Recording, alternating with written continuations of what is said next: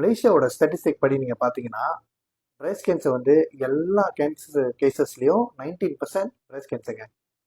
அதுலேயும் வந்து 13.6% வந்து பிஃபோர் 40 உள்ள உமன்ஸ்க்கு வந்து பிரஸ்ட் கேன்சர் இருக்குது மலேசியாவில்.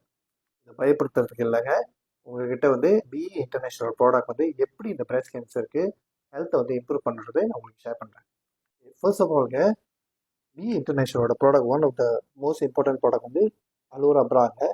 அலோரா ப்ரா பெற்றாங்க, அந்த பேர் இருக்கு பின்னாடி.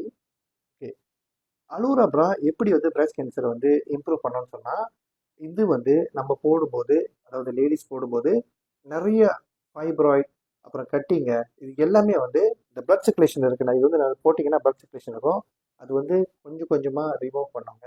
இன்னொன்று ரிமூவ் பண்ணனா இம்ப்ரூவ் பண்ணோம், அது வந்து சலத்தெல்லாம் விளையாக்கும். ஸோ இது வந்து நமக்கு நிறைய கஸ்டமர்ஸ் வந்து இது யூஸ் பண்ணி அவங்க சொல்லியிருக்காங்க, அவங்களோட இது இம்ப்ரூவ் பண்ணியிருக்கேன்.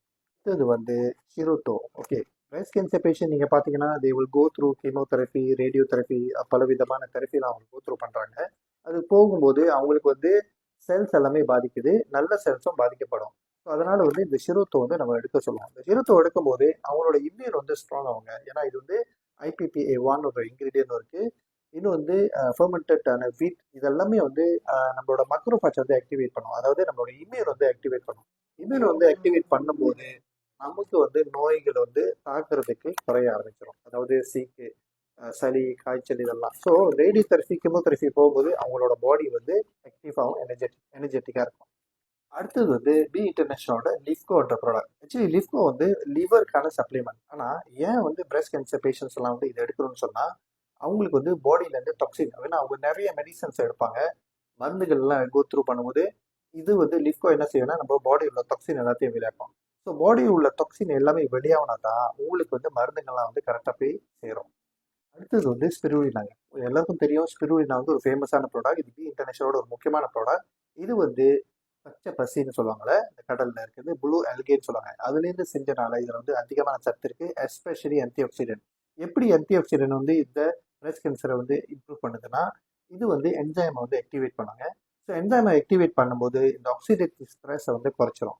அந்த ஆக்சிடேட்டிவ் ஸ்ட்ரெஸ் குறைக்கும் போது அதுக்கு வந்து எப்போப்டோசிஸ்ன்னு சொல்லுவாங்க, அதாவது நம்மளோட பிரஸ்ட் கேன்சர் செல்ஸ் எல்லாமே வந்து கொஞ்சம் கொஞ்சமாக குறைக்க ஆரம்பிச்சிடும்.